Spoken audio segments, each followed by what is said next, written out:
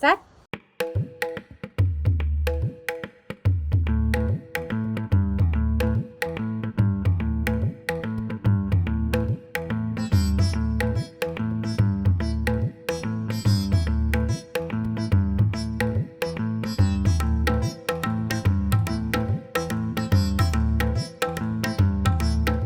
बन के एक हादसा बाजार में आ जाएगा और जो नहीं हुआ होगा वो अखबार में आ जाएगा। तो मीडिया के हालात इस वक्त ये हैं। मेरे हिसाब से तो ये पूरा टोटली एडवर्टाइजमेंट हो रहा है। ये जो पार्टी चल रही होती है उसी का एडवर्टाइजमेंट होता रहता है मीडिया के जरिए, और बाकी जो अपोजिशन होता है उसका तो फेस ऐसा होता है कि जो छुपा दिया गया।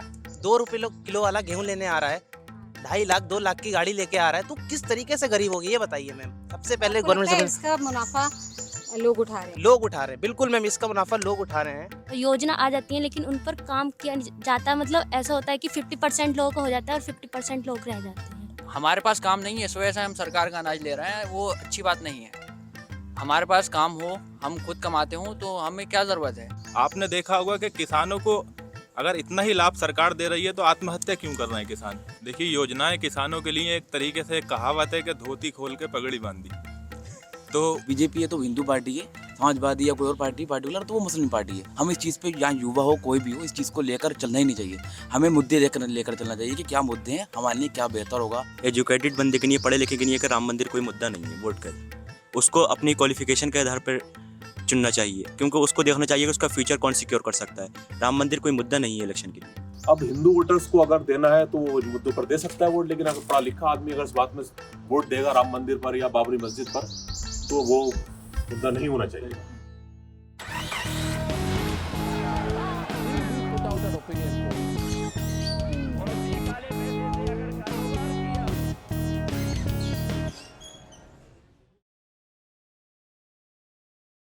Welcome to another election show. We are back on the road to cover Lok Sabha elections. This time, another election show is going to be very special because this is the first time that we are covering Lok Sabha elections. So far, you've seen Atul, Dhanya and me covering state elections. This is the first time that we are going to give you big picture Lok Sabha shows. The voter list is still being finalized, but we know that about 100 crore people are going to vote this election.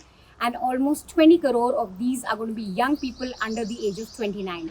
Through this show over the next 2 months, we're going to bring you people's issues and issues that concern these voters.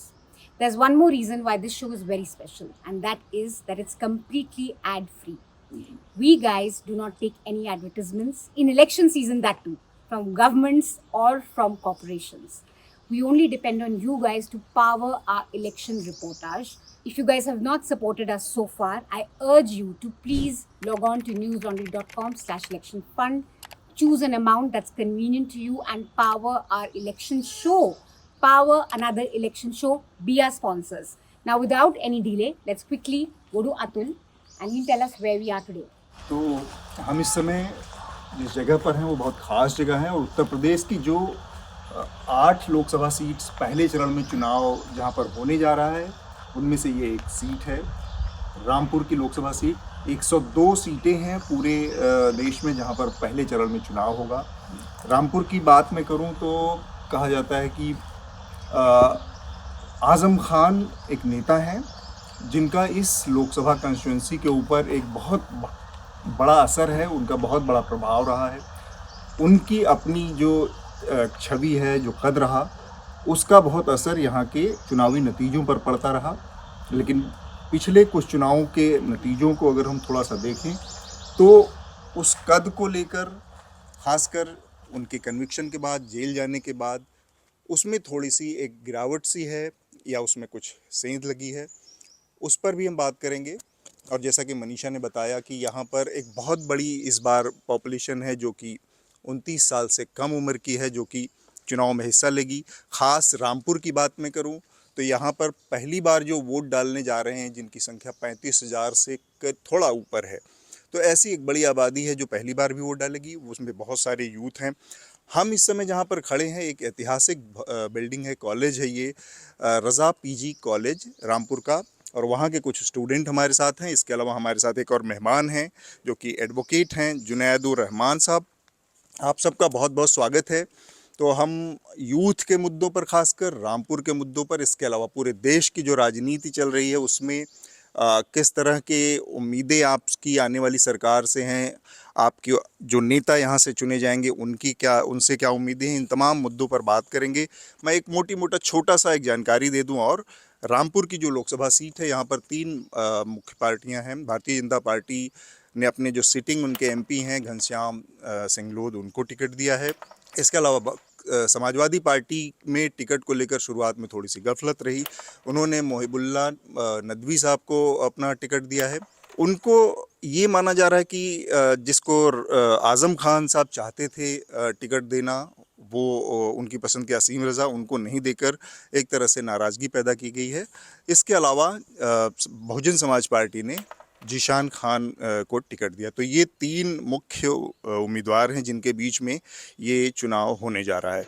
Manisha, मैं चाहूँगा जुनैद साहब के पास सबसे पहले आएँ और थोड़ा सा हमें रामपुर की जो ये लोकसभा सीट है इसकी तासीर के बारे में थोड़ा हमें बता पाएँ, और यहाँ के जो मुद्दे हैं लोगों के, यहाँ जो ज़रूरतें हैं। पिछला चुनाव हमने देखा कि यहाँ पर एक बाई इलेक्शन हुआ, और उसके पहले जो 2019 का चुनाव था यहाँ से आज़म खान साहब जीते थे और बहुत कन्विंसिंगली, करीब 1,10,000 वोट से जीते थे।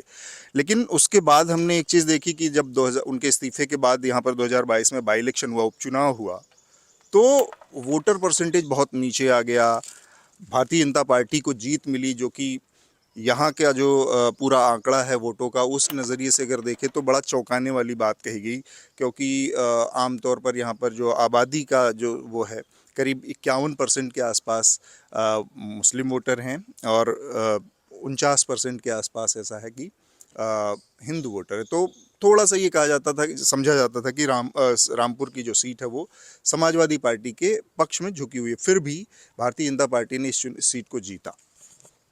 जो आप पिछले बाई इलेक्शन की बात कर रहे हैं, जो विधानसभा का उपचुनाव था, जो आज़म खान की वजह से खाली हुआ था, उनके इस्तीफे की वजह से, या उनके ऊपर जो केसेस थे, तो वो इलेक्शन जो हुआ था वो इलेक्शन नहीं था, उसको आप सिलेक्शन बोल सकते हैं, या किसी तरीके से भी। वो जिस तरीके की वोटिंग परसेंटेज की बात कर रहे हैं आप, जो मुस्लिम क्षेत्र थे या किसी विशेष समुदाय के क्षेत्र थे, उनमें पुलिस ने काफ़ी सख्ती की, प्रशासन ने काफ़ी सख्ती की, वोटिंग हो ही नहीं पाई थी। शायद 10-12% तो शहर में, जहाँ आप इस टाइम पर ये प्रोग्राम कर रहे हैं, रज़ा डिग्री कॉलेज, ये भी एक, यहाँ भी वोटिंग होती है, यहाँ पर भी लोगों को आने नहीं दिया गया था। काफ़ी वीडियो वायरल हुई थी, आपने भी देखा होगा, लोगों से आईडी ली गई थी, उनसे कहा गया था कि आप एक आईडी और लाइएगा, फिर एक आईडी और लाइएगा। जब वो लोग 3-3 आईडिया लेकर भी पहुँचे, तब भी उसको फाड़ दिया गया और वोट डालने नहीं दिया गया। जो लोग बुरखे में आए थे उनको खास करके घरों से निकलने नहीं दिया। तो वो इलेक्शन इस तरीके से जीत लिया गया, और शायद पहली बार विधानसभा में शहर से भाजपा जीती थी। तो इसलिए जीती थी कि यहाँ पर एक तरफा इलेक्शन हुआ था, इलेक्शन ही नहीं हुआ था अगर कहा जाए तो। अगर सही तरीके से, निष्पक्ष तरीके से इलेक्शन होता तो शायद रिजल्ट कुछ और होता। आज़म खान के नाम पर उनके खिलाफ जो हो रहा है, उनका उत्पीड़न हो रहा है जिस तरीके से, उस पर वोट पड़ने की उम्मीद है इस बार। कैंडिडेट कोई भी हो, कैंडिडेट आज़म खान का ही कहलाएगा इस लोकसभा में, समाजवादी का ही कहलाएगा। आज़म खान ने अभी तक कोई ऐसा बयान नहीं दिया गया है कि ये कैंडिडेट हमारी पसंद का नहीं है या इसका बहिष्कार करना है। कोई कहीं पर ऐसा कुछ नहीं चल रहा है। जो लोग भी वोट करेंगे, मुझे लग रहा है वो आज़म खान के नाम पर, समाजवादी के नाम पर या अखिलेश के नाम पर ही वोट करेंगे, इस लोकसभा की बात करूँ तो। जो बहुत उठापटक थी टिकट कंफर्म होने से पहले, वो स्थिति समाजवादी पार्टी को लेकर नहीं है, और एक क्लैरिटी है लोगों के अंदर, आप ये कह रहे हैं। लोगों के अंदर तो क्लियरिटी है। अंदर क्या हुआ है, उठापटक क्या हुई है, सीतापुर जेल में क्या बात हुई आज़म खान की, अखिलेश जी की, किसी को नहीं पता है। कोई ऐसा स्टेटमेंट भी बाहर नहीं आया है। पहले एक आया था कि हम लोग बहिष्कार करेंगे, आज़म खान की तरफ से आया था। आसिम राजा ने फिर उसके बाद नॉमिनेशन कर दिया, तो वो बहिष्कार वाली बात खत्म हो गई थी, उनको टिकट नहीं मिला। अब जो नदवी साहब को टिकट मिला है, लोग उनका इलेक्शन लड़ा रहे हैं अभी तक जो पोजीशन है, और उनका इलेक्शन अच्छा लग रहा है। बड़ी ऐतिहासिक सीट है एक नज़रिए से। यहाँ की पहली जो लोकसभा सीट थी, उस पर हमारे देश के जो पहले हमारे शिक्षा मंत्री थे, मानव संसाधन मंत्री थे, अब्दुल कलाम आज़ाद साहब, वो यहाँ के सांसद थे। उन्होंने इस सीट को रिप्रेजेंट किया है एक टाइम पे। हम छात्रों के पास आते हैं। मनीषा, मेरा नाम मोहम्मद नावेद है, मैं इसी रज़ा डिग्री कॉलेज का छात्र हूँ, और हम सब युवा हैं। तो युवाओं को राजनीति से जुड़ा भी होना चाहिए, क्योंकि हम सभी लोग इस देश के जो विकास में भागीदार बनेंगे तो राजनीति को समझकर और राजनीति के से जुड़े जो फैसले होंगे वो अगर अच्छी तरह से लेंगे तभी जुड़ेंगे। और हम सब युवा हैं, तो हम युवा जब वोट करें तो ख़ास तौर से इस बात का ख़ास ख्याल रखें कि हम जिस भी प्रत्याशी को चुने, वो किसी भी पार्टी का हो, वो युवाओं का उनके करियर का ख़ास तौर से ख्याल रखे, महिला सशक्तिकरण, महिलाओं की सुरक्षा को अच्छा कर सके। इसके अतिरिक्त हम जब युवा चुने अपने प्रत्याशी को तो ये ख़ास ख्याल रखें कि वो भ्रष्टाचारी ना हो, किसी तरीके से दागी ना हो, क्योंकि अगर उसके खुद के दामन में दाग होंगे तो वो बेशक समाज के लिए कोई भलाई का कार्य नहीं कर पाएगा। हम देखते हैं, अक्सर ये देखते हैं कि नेता संघर्ष के दिनों में बिल्कुल पैदल होते हैं, किसी पार्टी का उनके सर पर हाथ होता है, जनता का विकास करते करते उनका खुद का कब कई सौ गुना विकास हो जाता है, पता भी नहीं चलता। तो हम भ्रष्टाचार की तरफ आपका इशारा है। हाँ। जी, तो हम ये कोशिश करें सभी युवा के इस तरह के प्रत्याशी को चुने कि किसी के दामन में कोई दाग ना हो, और ऐसा प्रत्याशी चुनो जो हमारे क्षेत्र की समस्याओं का निवारण कर सके। छात्रों की जो आत्महत्या करने की संख्या है वो निरंतर बढ़ती चली जा रही है। इसी तरीके से मैं किसान परिवार से आता हूँ, तो किसानों की आत्महत्याओं की संख्या निरंतर बढ़ती चली जा रही है। महंगाई दिन प्रतिदिन लगातार बढ़ती चली जा रही है। तो हमें इन्हीं सब मुद्दों को लेकर अपना प्रत्याशी को चुनना होगा, क्योंकि जब किसी प्रत्याशी को चुनेंगे और सरकार बनेगी तो ऐसा नुमाइंदा हम संसद में भेजें जो इस बात को उठा सके, जो हमारे क्षेत्र की मूलभूत परेशानियां हो, कि किस तरीके से हमारे क्षेत्र में जो समस्याएं वो संसद में जाकर बेबाक तरीके से कह सके। तो इसी बात का ख्याल रखना है कि युवाओं को रोज़गार मिलना चाहिए। अगर परीक्षाएं हो और भर्ती की परीक्षाएं हो, उसमें आप नियंत्रण ही नहीं कर पा रहे हैं, कंटिन्यू पेपर आप लीक हो जाता है, आपका इतना बड़ा सिस्टम सब कुछ, हालांकि कार्रवाइयाँ होती हैं, जो इस तरीके के असामाजिक तत्व होते हैं जो पेपर को आउट करते हैं, कार्रवाइयाँ होती हैं, लेकिन छात्र का भविष्य सर पूरे साल तैयारियां करता है, उसके बाद आप देखते होंगे कि परीक्षा रद्द हो जाती है, तो सर मायूसी हाथ लगती है। और फिर मैं हालांकि इस चीज़ के बिल्कुल पक्ष में नहीं हूँ कि कोई भी छात्र छात्रा आत्महत्या करे, क्योंकि उनके माँ बाप होते हैं, परिवार रह जाता है, बड़ा दुख होता है, लेकिन इस बात का खास ख्याल रखा जाए कि किसी का भी परिवार ना उजड़े इस तरीके से। ये इलेक्शन में जो हम सुन रहे हैं, और मैं आप सबकी इसमें राय चाहती हूँ, बहुत मीडिया में अगर हम सुने तो एमपी की बात कम हो रही है, ये बात हो रही है कि प्राइम मिनिस्टर कौन बनेगा। तो इस बारे में आप लोग क्या, इस चुनाव को आप कैसे देखते हैं? क्या ये एक एमपी का चुनाव कर रहे हैं आप अपने क्षेत्र की भलाई के लिए, अपने क्षेत्र की डेवलपमेंट के लिए, या आप लोगों को प्राइम मिनिस्टर कौन बनेगा ये ज़्यादा ज़रूरी सवाल है? मैम, हम तो ये चाहते हैं कि कोई भी प्राइम मिनिस्टर बने या कोई भी एमपी बने, विकास होना चाहिए। विकास के साथ हमारा मुद्दा मेन ये है कि यहाँ पे हमारे रामपुर शहर में एक जॉब वैकेंसी बहुत कम है। बाकी मैं चाहता हूँ कि यहाँ पे कोई फैक्ट्री कारखाना आए जिसमें हम लोग भी लगें और उससे हमारे यहाँ की इकनॉमिक को फ़ायदा हो, हमारी इंडिया को भी फ़ायदा हो। और ये छोटे छोटे मुद्दे हैं हम लोगों के। बाकी हमारा ऐसा कोई मुद्दा नहीं है कि प्राइम मिनिस्टर मोदी जी होना चाहिए या कोई और होना चाहिए, ऐसा कुछ नहीं है। जो भी आए, बीजेपी आए या समाजवादी आए या आम आदमी पार्टी आए, कोई भी आए। आप लोग सोचते हैं यहाँ के क्षेत्र की भलाई के बारे में कि यहाँ का प्रत्याशी क्या कर सकता है आप लोगों के लिए, वो ज़्यादा इम्पोर्टेंट इशू है आपके लिए? मेरा नाम मोहम्मद कैफ है, मैं बीएससी का छात्र हूँ। मैं भी रामपुर से बिलोंग करता हूँ और मेरी राय यह है कि जो भी हमारा प्राइम मिनिस्टर बने वो देश का विकास करे, वो सामाजिक मुद्दों पे देखे, वो धर्म में किसी जाति में भेदभाव नहीं करे, सबको इक्वल समझे। आज हमारे देश में क्या हो रहा है कि कोई बात होती है तो ज़्यादातर मुसलमानों के पक्ष में वो गलत ठहराया जाता है, जैसे मस्जिदों पे झंडे लगाना। मुस्लिम से कई, इस बार भी होली पे आपने देखा हो कई मुस्लिम फैमिलीज़ को रोक कर उन पर रंग डाला गया है। तो सबको बराबर रखा जाए, तो ऐसा प्रत्याशी आना चाहिए। और यहाँ के एमपी की बात करी जाए तो यहाँ का एमपी आना चाहिए कि जो इस छात्रों के सपक्ष रहे। वही जैसे फ़तेह ने बताया कि यहाँ पे जॉब वैकेंसी बहुत कम है, यहाँ से ग्रेजुएशन कर लेते हैं, मास्टर्स कर लेते हैं, पीएचडी करने के बाद भी नहीं, कोई जॉब नहीं मिल पाती है, गवर्नमेंट जॉब का भी कोई यहाँ पे सुविधा नहीं है। तो मेरा बस यही मुद्दा है कि छात्रों के हाथ में बात करी जाए, लेडीज़ के हाथ में करी जाए।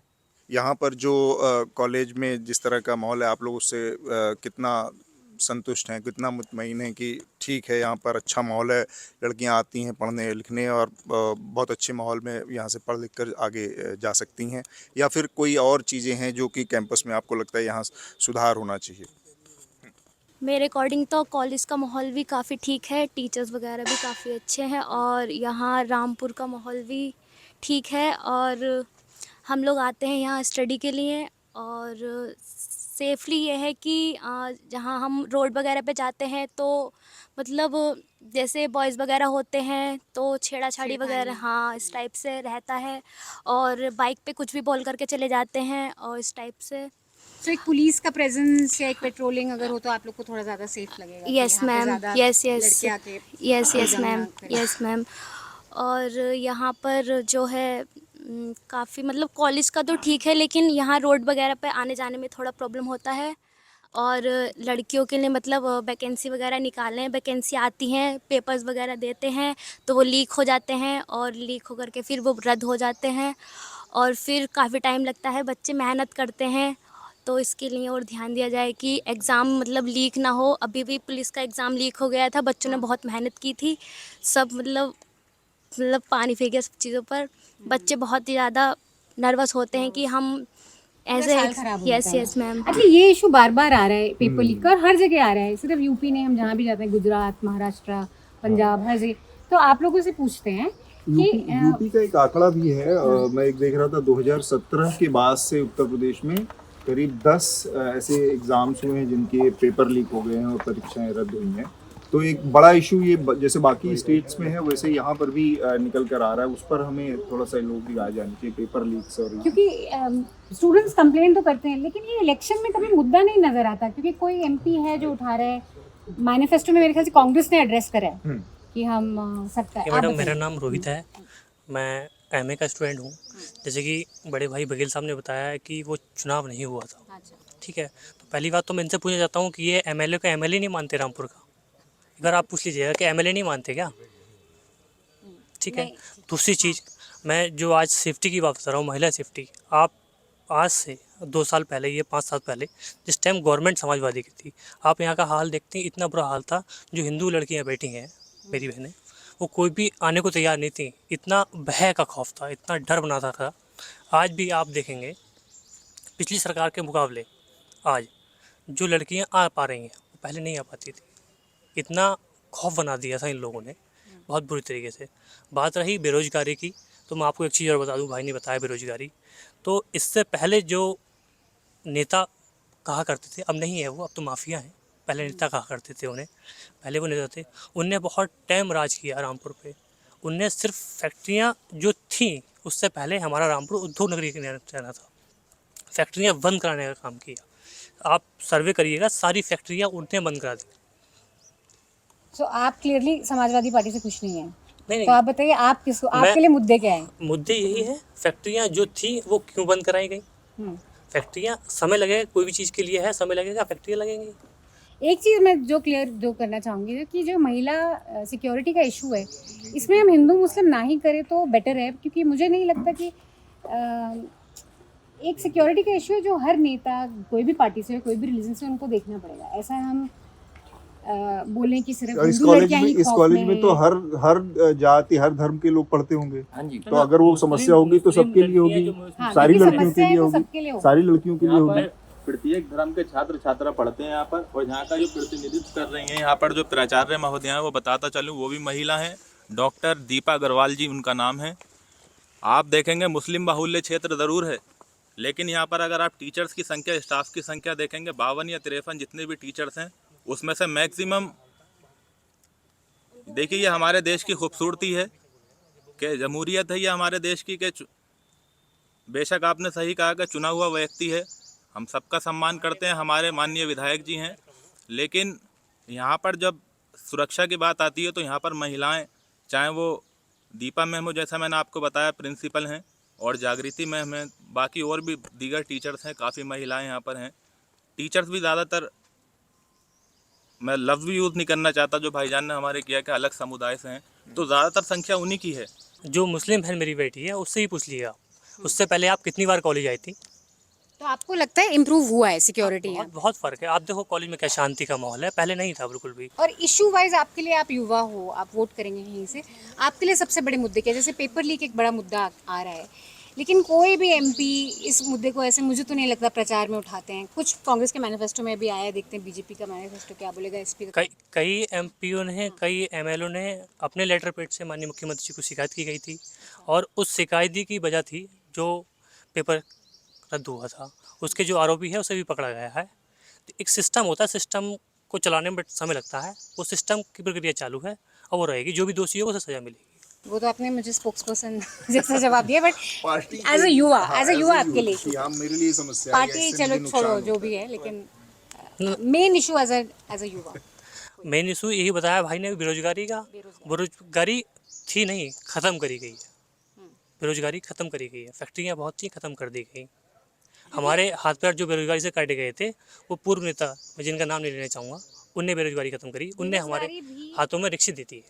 बेरोजगारी भी एक इंडिया में हर जगह ही मुद्दा है। इनफैक्ट अभी एक डेटा आया है इंडिया इंटरनेशनल लेबर ऑर्गेनाइजेशन का, जिसमें काफ़ी अलार्मिंग स्टैटिस्टिक्स हैं कि 83% जो जॉबलेसनेस है उसमें से युवा हैं सबसे ज़्यादा, और जिन्होंने अपना प्राइमरी और सेकेंडरी एजुकेशन करा है। तो युवा खासकर जो पढ़ रहे हैं उनके लिए एक बहुत बड़ी समस्या है। मैं इसी रॉयल डिग्री कॉलेज का छात्र हूँ। मैं सबसे पहले तो ये देखना चाहता हूँ कि सांसद भवन और विधानसभा में कोई युवा नेता आज तक बैठा ही नहीं। क्यों नहीं बैठा? रामपुर से समाजवादी से कैंडिडेट खड़ा करा है, भाजपा से खड़ा करा है और भारतीय जनता पार्टी से खड़ा करा है। जिसने भी खड़ा करा है, ये तो पता नहीं मुझे किसने खड़ा करा है, उन्हें कोई युवा नेता चेहरा नहीं दिखता। ये एजेड लोग ही दिखते हैं जो युवाओं के हित की बात नहीं कर सकते। युवाओं के हित की बात नहीं कर सकते। जब तक मैम आप युवाओं को जब पार्लियामेंट में या विधानसभा में नहीं बिठा लेंगे, कोई युवाओं के हित की बात नहीं हो सकती। उनको क्या करना है, 4 जनों के बीच में बैठना है, चाय पीनी है और गप्पे लड़ाने, बस यही करना है। यही करना है मैम। जब तक युवा अगर नहीं पहुंचेगा अपनी बात पे, तो हम क्या कर सकते हैं? रामपुर में बहुत चिकन कॉर्नर है, कहीं भी आप जाइएगा 80% रिक्शे वाले मिलेंगे वहाँ शाम को। अगर गरीबाई है, महंगाई है, तो वो लोग नॉनवेज कैसे खा रहे हैं, कैसे खा? गवर्नमेंट के आंकड़े हैं कि महंगाई पहले जो किराया मेरे ज्वालानगर से यहाँ तक का 10 रुपये हुआ करता था, आज 30 रुपये है। तो महंगाई है, तो उससे नीचे लोगों को भी फ़ायदा हुआ है, रिक्शे वालों को भी फ़ायदा है। जो रिक्शे वाला 100 रुपये कमाता था, आज 1000 रुपये कमाता है। ये एकदम अलग है, क्योंकि इन्फ्लेशन और इस चीज़ें इस तरह से नहीं नापी जाती हैं कि कहीं अगर खाने के लिए लोग, क्योंकि आपके पास ये आंकड़ा नहीं है इस समय कि कितने लोग उस चिकन कॉर्नर पर नहीं पहुंच पाते, उनको कोई नहीं जानता या वो कहीं रजिस्टर नहीं है आपके निगाह में। मैं बड़े भाई की बात से सहमत हूँ कि हमारे जो पहले मंत्री थे उन्होंने फैक्ट्रीज़ बंद कराई। तो इस गवर्नमेंट को भी 10 साल हुआ है, 2014 में बनी थी और 2024 चल रहा है। तो 10 साल में कुछ विकास नहीं हो सकता था, वो गलती थी, हम सब मानते हैं कि फैक्ट्रीज़ बंद हुई। तो उसके बाद के 10 साल में कुछ विकास नहीं हुआ, 10 साल बाद गवर्नमेंट बनेगी तब विकास होगा क्या? तब गवर्नमेंट बनेगी। आपने कहा रिक्शा बांटी, तो रिक्शा किस बीकॉम के छात्र को बैठी, रिक्शा किस मास्टर्स के छात्र को बैठी? रिक्शा सिर्फ ओल्ड जो रिक्शा वाले थे उन्हीं को बैठी थी, लाइसेंस देख के कि उनके जो पैरों वाली रिक्शा है उनका लाइसेंस है। उसके बाद और भाई ने कहा कि 10 रुपये किराया, तो इनको रिक्शा का किराया दिखा, इनको पेट्रोल की कीमत नहीं दिखी। जिस टाइम हमने बाइक चलाना सीखी तो पेट्रोल 60 रुपये लीटर था, आज पेट्रोल 96 रुपये। देखो ये तो बहुत गवर्नमेंट के आंकड़े हैं कि महंगाई बढ़ी है। गवर्नमेंट के आंकड़े हैं, तो मतलब पेट्रोल के दाम बढ़े वो गवर्नमेंट के आंकड़े, वो इन्होंने बात नहीं की। रिक्शा वालों ने दाम बढ़ा दिए, तो वो इनको कहा कि 30 रुपये किराया है। इसको थोड़ा सा हम आगे ले जाना चाह रहे हैं इस बातचीत को यहाँ से।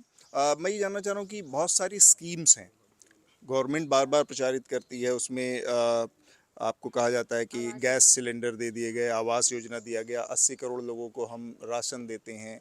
तो एक तो मोटी मोटा मैं ये जानना चाह रहा हूँ, एक जनरल सबका ओपिनियन हाथ उठा के भी बोल सकते हैं कि अगर जो 80 करोड़ लोगों को अगर हमें सरकार से अनाज लेके पेट भरने की नौबत है, या सरकार दे रही है ऐसा उसका दावा है हर मंच से, तो ये किसी देश के लिए जो जिसके बारे में ये आप बता रहे हैं या कोई सरकार दावा कर रही है कि हम बहुत समृद्ध हो गए हैं, हम बहुत विकास कर चुके हैं, हम बहुत आगे बढ़ गए, उसके लिए ये कोई अच्छी तस्वीर है कि उसकी 80 करोड़ जनता सरकार के अनाज पर है? कितने लोग समझते हैं? और उसके बाद मैं आऊँगा कि इसमें कितने स्कीम्स हैं, उसके लाभार्थी या उस योजनाओं से कितने लोग लाभार्थी हैं उसके, आप उसके से सहमत हैं? सर जिसमें सब ज़्यादातर ऑनलाइन होता है सारा, और ज़्यादातर ये देखा जाता है जब भी साइबर कैफ़े पे CSC सेंटर पे जाते हैं रजिस्ट्रेशन के लिए, तो ये दिखाया जाता है कि वेबसाइट काम नहीं कर रही है। अभी एक हैं थोड़े कमज़ोर हालात के, उन्होंने मुझसे कहा था कि एक वो चल रही है योजना सिलाई मशीन की, तो उसमें कहा था कि रजिस्ट्रेशन कराइए। अब मैं सर 1 हफ्ते से CSC सेंटर के पास जाता हूँ, वो कहता है कि वेबसाइट काम नहीं कर रही है। तो सर ये दिखाया तो जाता है कि हम ये कर रहे हैं वो कर रहे हैं सर, पर उसमें रजिस्ट्रेशन ही नहीं हो पा रहा है। और दूसरी चीज़, अनाज के बारे में बात आई थी सर, ये मेरे हिसाब से तो गलत है कि अनाज के ऊपर डिपेंड है। सरकार दे रही है अनाज, हमारे पास काम नहीं है, इस वजह से हम सरकार का अनाज ले रहे हैं, वो अच्छी बात नहीं है। हमारे पास काम हो, हम खुद कमाते हों, तो हमें क्या ज़रूरत है? और सरकार को भी ये करना चाहिए कि वो इस चीज़ को मजबूत करे कि आदमी अपनी खुद जेब भरे। कि हम ना जो मेन मुद्दे हैं उन पर बात नहीं कर रहे, हम हिंदू मुस्लिम में बात कर रहे हैं किसी पार्टी को लेकर। लाइक बीजेपी है, जी मैं बता रहा हूँ, लाइक बीजेपी है तो हिंदू पार्टी है, समाजवादी या कोई और पार्टिकुलर, तो वो मुस्लिम पार्टी है। हम इस चीज़ पे, यहाँ युवा हो कोई भी हो, इस चीज़ को लेकर चलना ही नहीं चाहिए। हमें मुद्दे लेकर चलना चाहिए कि क्या मुद्दे हैं, हमारे लिए क्या बेहतर होगा, इन फ्यूचर हमारे लिए क्या अच्छा हो सकता है, उन चीज़ को लेकर चलना चाहिए। तो ये हिंदू मुस्लिम वाला पक्ष हमें हटा देना चाहिए। और इसके अंदर जो जहर घोला गया हमारे पूरे इन्वायरमेंट में, उसके अंदर से अहम भूमिका मीडिया की है। मीडिया ने सारी चीज़ें दिखाई हैं, सारी चीज़ें छुपाई हैं। और जहाँ तक कि महंगाई की बात है, इशूज़ की बात है, तो आपने देख लिया जो हमारी बेसिक नीड्स हैं, लाइक फूड हो गया, गैस हो गया, पेट्रोल हो गया, इन सब पे रेट बढ़े हैं, सब पे बहुत हाईली रेट बढ़े हैं, जिसकी कोई वो ही नहीं है, लिमिट ही नहीं है। तो वो चीज़ें गलत हैं, वो चीज़ कम होना चाहिए, चाहे कोई भी पार्टिकुलर सरकार रहे, किसी भी समुदाय की सरकार हो, कुछ हो, लेकिन जो बेसिक नीड है इंसान की, सबसे बेसिक नीड, कपड़े पे जीएसटी बहुत बढ़ गई है, गरीब आदमी की सबसे मुश्किल चीज़ें हैं, खाना खाने के लिए उसके पास नहीं है। और जो आपने बात कही कि राशन अगर कोई गवर्नमेंट दे रही है 80,000 इतने लोगों को, तो वो ठीक है या गलत है? मेरी नज़र से तो वो सर जी गलत है, क्योंकि वहाँ पे आप अच्छे काबिल दिखते हैं, जहाँ पे कि आपके जो पीपल हैं, जो आपका कंट्री के लोग हैं, वो अपने आप से खुद से अपनी जो नीड्स हैं वो पूरी कर लें। आप उनके अंदर वो चीज़ हो, आप उनको वो प्रोवाइड कर सकें, ताकि वो आपके ऊपर डिपेंड नहीं रहना किसी पर्टिकुलर गवर्नमेंट के ऊपर। अगर सरकार द्वारा कोई योजना लाई जाएगी तो उस दोनों ही पक्षों को, दोनों ही समुदायों को, जो भी लोग हैं उनको मिलेगा और लोगों को उसका लाभ मिल रहा है। लोगों के मकान बने हैं, मैंने भी देखा है कि लोगों को मकान मिले हैं। किसानों को कितना लाभ मिल रहा है, वो कोई किसान ही जैसे बैठे हुए हैं, किसान के बच्चे बैठे हुए, वो ही बता पाएंगे कि किसानों को एक्चुअल में उसका लाभ मिल रहा है या नहीं मिल रहा है। जो स्कीम्स के प्रति यहाँ पे जो लोग हैं उनका मतलब आपको लगता है लोगों के गुडविल है गवर्नमेंट के लिए? जैसे आपने कहा लोगों को मिला है, सिर्फ यहाँ पर जो मकान मिले हैं, हाँ। वो तो लोगों को उसके प्रति तो गुडविल है कि हमको लोगों को छत मिली है या शौचालय भी मिले हैं। बाकी कोई ऐसी स्कीम नहीं है जिस पर जो वोट जाएगा। वोट यहाँ पर शायद स्कीम पर नहीं जाएगा, वोट और बहुत सी परेशानी है जिन पर जाएगा। देखिए, योजनाएं किसानों के लिए एक तरीके से, एक कहावत है कि धोती खोल के पगड़ी बांधी। तो उसमें यह है कि कुछ जगह योजनाएं जैसे वो पीएम निधि लोगों के खातों में आई है, तो उसके अलावा जो खाद वगैरह थे वो महंगे कर दी। लोगों क्या तक आई है? जी बिल्कुल आई है, मैं उसे एक्सेप्ट करता हूँ ये सर, अपनी कंप्लीट कर लूँ मैं बात। बिल्कुल आई है। इसके अलावा जो सरकार की वो योजना भी अच्छी है, जो 5 लाख तक का इलाज है जी, वो भी अच्छी योजना है सरकार की। लेकिन इसके अतिरिक्त आपने देखा होगा कि किसानों को अगर इतना ही लाभ सरकार दे रही है तो आत्महत्या क्यों कर रहे हैं किसान? मैं थोड़ा सा लड़कियों से हम पूछ लें कि जो योजनाएं हैं उसमें उनसे क्या उम्मीदें आपको हैं सरकार से। जैसे खासकर अगर एजुकेशन को देखें तो कुछ बहुत ज़्यादा अभी तक कोई घोषणा छात्रों के नज़रिए से किसी पार्टी में नहीं की गई दिखती है। एक मेरे ख्याल से अभी तक जो कांग्रेस पार्टी का मैनिफेस्टो आया उसमें इस बात का जिक्र किया गया कि जो पेपर लीक या इस तरह की घटना है उसको रोकने की बात होगी। और दूसरा एक उन्होंने घोषणा की है कि जो एप्लीकेशन की फ़ीस है वो शायद उन्होंने माफ़ करने का वो किया है। तो ये कितनी बड़ी चीज़ है आप एज अ स्टूडेंट आप लोगों के लिए? क्या आप लोगों को लगता है कि बाकी नेताओं से भी आपको इस तरह कमिटमेंट लेंगे, बाकी नेता पार्टियों से भी आप इस तरह की उम्मीद करते हैं? पेपर फॉर्म फिल करने की जो फ़ीस होती है वो जैसे इस बार यूपी पुलिस के फॉर्म फिल करने की 400 रुपये फ़ीस थी। और जैसे कि और एग्ज़ाम्स वगैरह होते हैं उनकी फ़ीस वगैरह होती है, अब जो है उसको कम कर दिया जाए। जैसे 400 रुपये बहुत ज़्यादा हो गए इसके अकॉर्डिंग। और सरकार को जो है बहुत सारी ऐसी योजनाएं हैं जिनका मतलब लड़कियों को लाभ मिलना चाहिए। जैसे कि उन्होंने बताया था कि सिलाई मशीन वाली योजना थी, तो उसमें भी हमें मतलब फॉर्म फिल कराने के लिए गए थे तो उन्होंने ये बोल दिया था कि साइट नहीं चल रही है, ये उस टाइप से इश्यूज़ बता देते हैं। तो इसका मतलब योजना आ जाती है लेकिन उन पर काम किया नहीं जाता। मतलब ऐसा होता है कि 50% लोगों का हो जाता है और 50% लोग रह जाते हैं। अगर इसको छोड़ दिया और एक जनरल पूछे कि और इस तरह की कौन सी योजनाएं हैं जो पिछले 5 सालों में आप लोगों को आसानी से मिली हैं सरकार की तरफ से? जैसे घर की बात हुई या शौचालय की योजना थी या गैस की योजना थी, आयुष्मान योजना, इसमें से कुछ योजनाओं के जिक्र आप लोगों तक पहुंचा होगा? यस सर, हाँ, आयुष्मान जो कार्ड बने हैं उनकी योजनाएं जो है मतलब लाभ मिला है। और हाँ, टॉयलेट्स भी बने हैं गांव-गांव में। और जो कॉलोनियाँ आती हैं वो भी बनी हैं। और जो मतलब बहुत सारी योजनाएं हैं मिली हैं, उनका लाभ मिला है। किसान योजना जो है उसकी भी किस्त वगैरह आती है और काफ़ी योजनाएं हैं। राशन किसके लिए होना चाहिए? जो फ्री वाला राशन है वो किसके लिए होना चाहिए? गरीब के लिए होना चाहिए ना। एक डिपो पे राशन लेने आ रहा है, गाड़ी कितने की ला रहा है? 3.5 लाख 4 लाख की बाइक। वो ऐसा हो कहाँ? रहा है? बिल्कुल। मेरे कॉलोनी में 4 डिपो है। मेरे कॉलोनी में 4 डिपो है। को मिल ही रहे हैं वो किस तरीके से गरीब हुआ? अच्छा, 2 रुपए किलो वाला गेहूं लेने आ रहा है, 2.5 लाख 2 लाख की गाड़ी लेके आ रहा है, तो किस तरीके से गरीब होगी ये बताइए मैम। सबसे पहले आपको लगता है गवर्नमेंट इसका मुनाफा लोग उठा रहे हैं। लोग उठा रहे हैं, बिल्कुल मैम, इसका मुनाफा लोग उठा रहे हैं। कि राम मंदिर कितना बड़ा मुद्दा है अपने घर परिवार बाकी आसपास जितना भी रिश्तेदारों में, कि ये राम मंदिर को के आधार पर वोट डालेंगे लोग, उनको प्रेरित करता है? सबसे पहले आप बताएं। क्या माहौल? देखिए, मजहबी जो चाहे मस्जिद हो मंदिर हो, मेरा टिप्पणी करना उस पर उचित नहीं है। सबकी आस्था का विषय है। मुद्दा, हम जब से पैदा हुए इबादत कर रहे हैं, हमारे बुजुर्ग भी इबादत करते थे, मंदिर जाते थे, मस्जिद जाते थे। अलग अलग धर्मों के हिसाब से जो भी मान्यताएं, जो मंदिर जाना चाहते थे वो मंदिर जाते थे, जो मस्जिद।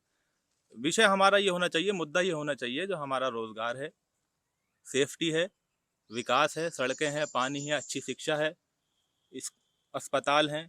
राम मंदिर कोई इतना बड़ा मुद्दा नहीं है सर। जैसे कि राम मंदिर को इतना पैसा लगा करके बनाया गया है, उसके अकॉर्डिंग तो देखा जा सकता है कि उसमें इतना पैसा लगाया गया है, और उसके अलावा अगर उसमें इतना पैसा ना लगाया जाता, उस पैसे को हम गरीबों में बांटते या गरीबों को कुछ रोजगार देते उस पैसे से, तो बहुत अच्छा लगता और बहुत मतलब हमारे जो पॉपुलेशन है बहुत खुश होती। इतना ये नहीं है कि राम मंदिर बना करके इतना बड़ा खड़ा कर दिया तो सब वहाँ जा कर के पूजा करें, आस्था करें, इससे कोई वो नहीं है। अपने मन में आस्था रखें तो वो सबसे बड़ा वो है हमारे लिए। एजुकेटेड बंदे के लिए, पढ़े लिखे के लिए कि राम मंदिर कोई मुद्दा नहीं है वोट का। उसको अपनी क्वालिफिकेशन के आधार पर चुनना चाहिए, क्योंकि उसको देखना चाहिए कि उसका फ्यूचर कौन सिक्योर कर सकता है। राम मंदिर कोई मुद्दा नहीं है इलेक्शन के लिए, हमारे लिए कोई। हाँ जी, सेम है। अभी बहन ने बताया है कि चंदा इतना बड़ा मिल रहा है, तो किसने चंदा दे दिया? हमारी ताकत थी हम चंदा दे पाए, आपकी ताकत आप चंदा के बना लो। ये तो गलत बात है ना कि आप इतना बड़ा मंदिर बनाया है। आपके लिए issue उससे है ये, इससे important है। पहले आपको लगता है कि इससे राम पहले मंदिर की वजह से बहुत बहुत सारे बहुत लोग फर्क पड़ेगा, बहुत बड़ा बहुत फर्क फर्क पड़ेगा। पड़ेगा, बहुत फर्क पड़ेगा। अच्छी बात है कि एक राम मंदिर बनने के बाद वो जो राम मंदिर पर इलेक्शन होते थे या बाबरी मस्जिद पर होते थे, अब वो खत्म हो जाना चाहिए। अब वो इशू नहीं होना चाहिए। वो मंदिर बन गया, ठीक है, अच्छी बात है, मंदिर बन गया, भगवान श्री राम का मंदिर बना है, कोई ऐसे तो नहीं है कि कोई गलत चीज बनी है, तो वो इशू खत्म हो जाना चाहिए। अब राम मंदिर का मुद्दा नहीं उठना चाहिए। राम मंदिर बन गया, उसका उद्घाटन हो गया, लोग जाएंगे उसमें अपनी आस्था के हिसाब से पूजा करेंगे। यहाँ कुछ असर है उसका? नहीं, मुझे नहीं लगता यहाँ पर कुछ असर है, क्योंकि यहाँ पर राम मंदिर का कुछ असर नहीं होना हिंदू चाहिए। वोटर्स के लिए, क्योंकि अब हिंदू वोटर्स को अगर देना है तो वो इन मुद्दों पर दे सकता है वोट, लेकिन अगर पढ़ा लिखा आदमी अगर इस बात में वोट देगा राम मंदिर पर या बाबरी मस्जिद पर, तो वो मुद्दा नहीं होना चाहिए। शुरू से हम जो बात करें, थोड़ा कहीं ना कहीं हमारी डिस्कशन हिंदू मुस्लिम पे आ जा रही है। और इसमें मीडिया का इन्होंने बोला बहुत बड़ा रोल है, क्योंकि आप देखें पिछले 4-5 साल से जैसे खबरें दिखाई जाती हैं, हर चीज़ में हिंदू मुस्लिम एंगल दे दिया जाता है, हर चीज़ को जिहाद बता दिया जाता है। तो इसके बारे में आप लोगों का क्या कहना है? एक तो आप लोग ये बताइए, आप लोग चैनल देखते हैं, न्यूज़ देखते हैं, और किसको देखते हैं, चैनल देखते हैं आप और आपको लगता है कि न्यूज़ आप लोगों के मुद्दे उठाता है? पहले तो अपने मीडिया का जो किरदार है उसमें अपने शेर से कहूँगा कि बन के एक हादसा बाजार में आ जाएगा और जो नहीं हुआ होगा वो अखबार में आ जाएगा। तो मीडिया के हालात इस वक्त ये हैं, हालांकि हमारा मजबूत स्तंभ है, लोकतंत्र को बचाने के लिए, समाज को बचाने के लिए मीडिया की अहम जिम्मेदारी है। रामपुर का जो माहौल रहा है अब तक, जो मैंने देखा है, ऑब्जर्व किया है, हिंदू मुस्लिम वाला बिल्कुल माहौल नहीं है। यहाँ आपस में सब में बहुत प्यार मोहब्बत है। लेकिन तब से ये बीजेपी की सरकार आई है, मैं बीजेपी सरकार को भी इसमें वो नहीं कर रहा, क्लेम नहीं कर रहा, लेकिन जब से ये मीडिया का रोल आया है हिंदू मुस्लिम करने के लिए, तो उसमें कहीं ना कहीं 10% इम्पैक्ट पड़ गया है लोगों के ऊपर हिंदू मुस्लिम को लेकर। तो मीडिया की किस प्रकार का इम्पैक्ट, अगर आप बताएं? ये कि अगर ये मुसलमान है तो ये हमारे खिलाफ है, अगर ये हिंदू है तो ये हमारे खिलाफ है। एक बार वो वाला इम्पैक्ट पड़ गया, आपस में जो भाईचारा था वो चीज़ खत्म हो गई है कहीं ना कहीं 10%। वो चीज़ आपने यहाँ पे ऑब्जर्व कर ली होगी इतनी देर के अंदर। तो मैं यही कहना चाहता हूँ कि अंग्रेजों की मैम नीति थी कि वो बांटो और नीति करो, राज करो, तो और कुछ नहीं है। सभी नेताओं के आपस में अच्छे संबंध है, लेकिन समाज में उन्होंने किस तरीके से जहर घोल सकें वो जो मेन चीज़ें होती हैं वो मीडिया में दिखाते नहीं हैं, जिसकी वजह से लैकिंग हुई थी नॉलेज की लोगों को। मणिपुर में इतना बड़ा हादसा हुआ, कुछ मीडिया ने कवर ही नहीं किया। अब हम ये लोग बीजेपी वाले ज़्यादातर बात करते हैं कि हम सुरक्षा को लेकर बात करते हैं महिला की, तो वहाँ पे तो महिलाओं को बहुत कुछ किया गया जो मैं बोल भी नहीं सकता, उस पर किसी ने बात की, तो मीडिया ने कवर ही नहीं किया। जो ये जिहाद टाइप न्यूज़ आती रहती है, उस पर आप पे क्या असर पड़ता है? जिहाद को नहीं, मैं मीडिया को बस यही कहना चाहूँगा, मीडिया जो दिखाने की चीज़ होती है दिखाती है। आपने सुना होगा एक टूरिस्ट आए थे, हस्बैंड वाइफ, उसकी वाइफ के साथ क्या हुआ, किस मीडिया ने दिखाया? हमने सोशल मीडिया पे देखा, हमने रील्स पे देखा। और आज तो मीडिया पे मुझे लगता है 95% भरोसा नहीं करता, हम खुद नहीं करते। हम यूट्यूब खोलते हैं, गूगल खोलते हैं, कोई न्यूज़ आती है हम खुद कहते हैं फेक होगी। अरे 3 साल की उम्र है, बीपी बढ़ा हुआ रहने लगा मीडिया की वजह से, देखते हैं तो गुस्सा आता है। सर मैं एक चीज़ और बताना चाहूँगा, तो ये चलिए बता इनको कंप्लीट कर लें। तो मैं ये सोचना चाहता हूँ कि हमारे दिमाग में वो बात क्यों है, तो मीडिया को उस पर काम करना चाहिए। क्यों हम गूगल और यूट्यूब खोलते के साथ कोई न्यूज़ आती है तो हम सोचते हैं कि फेक है। जी मैं, और इस चीज़ का जो इम्पैक्ट पड़ा है मीडिया पे बहुत पड़ा है। अब ज़्यादातर लोग मीडिया चैनल बंद कर रहे हैं देखना, यूट्यूब को ज़्यादा अहमियत दे रहे हैं। और यूट्यूब पर दो वैरायटी है जिसको मैं फॉलो करता हूँ, जो नॉलेजेबल बंदा है, किसी पार्टी को रिलेटेड देंगे वो कि ये पार्टी Gujarati fans. ये जी, बहुत जी। बढ़िया चीज़ है। आप लोग भी न्यूज़ लॉन्ड्री यूट्यूब पर देखा कीजिए, जैसे ये जी, जी, देखते हैं यूट्यूब पे। हाँ, आप बताइए। सर ये मेरे हिसाब से तो ये पूरा टोटली एडवर्टाइजमेंट हो रहा है। ये जो पार्टी चल रही होती है उसी का एडवर्टाइजमेंट होता रहता है मीडिया के जरिए। और बाकी जो अपोजिशन होता है उसका तो फेस ऐसा होता है कि जो है छुपा दिया गया। ज़्यादातर मुद्दे, ज़्यादातर चीज़ें, सब सब चीज़ें, सब जो पार्टी उसमें होती है, सत्ता में होती है, उस चीज़ का वो बार-बार उसका ये चल रहा है, वो चल रहा है। अपोज़िशन जो कर रही होती है या वो जो कुछ दिखाना चाहती है, वो उस चीज़ को बिल्कुल नज़रअंदाज कर देते हैं। नहीं तो जैसे अगर ये जो मीडिया के साथ में एक प्रॉब्लम दिख रही है आप लोगों को, आपको लगता है कि इसको, आप सब लोगों से ये सवाल है कि इसको किसी तरह से आप लोग इसको बदलने की कोशिश कर सकते हैं, या किसी कोई बदलाव का वो बन सकते हैं, या आप लोगों को लगता है कि अब हम तो मजबूर हैं, जो आ रहा है वही देखेंगे? सर ये इस चीज़ को यूट्यूब से कवर कर रहे हैं हम लोग कि यूट्यूब जो होता है उस पे हम अपोजिशन को भी उनका अलग चैनल हो गया, और जो हमारा टीवी न्यूज़ चैनल है उससे को दोनों चीज़ों को देखने के बाद एक हम अपना ओपिनियन निकालते हैं कि ये चीज़ ठीक है, ये चीज़ गलत है। मीडिया दिखाती है, कुछ चैनल दिखाते हैं, कुछ नहीं दिखाते। ऐसा नहीं सभी चैनल हिंदू मुस्लिम दिखा रहे हो। हिंदू मुस्लिम दिखाने की वजह क्या है? जैसे कि हम लोग बैठे हैं, हम हिंदू मुस्लिम की बात ही नहीं करें, दिखाया कौन? आप कैसे दिखा दोगे हिंदू मुस्लिम की बात नहीं करें? करने वाले तो हमारा आप ही है ना, करते तो हम ही हैं। Blame तो viewers का है. अब कहने को तो आपका तो काम दिखाना है ना, अब हिंदू मुस्लिम तो हम कर रहे हैं। So one important issue and it's heartening to know कि भाई मीडिया में तो हिंदू मुस्लिम होता रहता है, पॉलिटिशियंस भी वोट के टाइम करते हैं, लेकिन अगर यूथ ये समझ जाए कि इससे ज़्यादा बड़े इश्यूज हैं हमारे लिए, तो वो बहुत ज़रूरी है इलेक्शंस के लिए। ये हमारा पहला इलेक्शन शो था आज रामपुर के रज़ा पीजी डिग्री कॉलेज से, और बहुत सारे हमने बात स्टूडेंट के साथ की, अलग अलग उनके मुद्दे क्या थे, किन मुद्दों के ऊपर उनके जो आने वाले चुनाव हैं वो प्रभावित होने वाले हैं।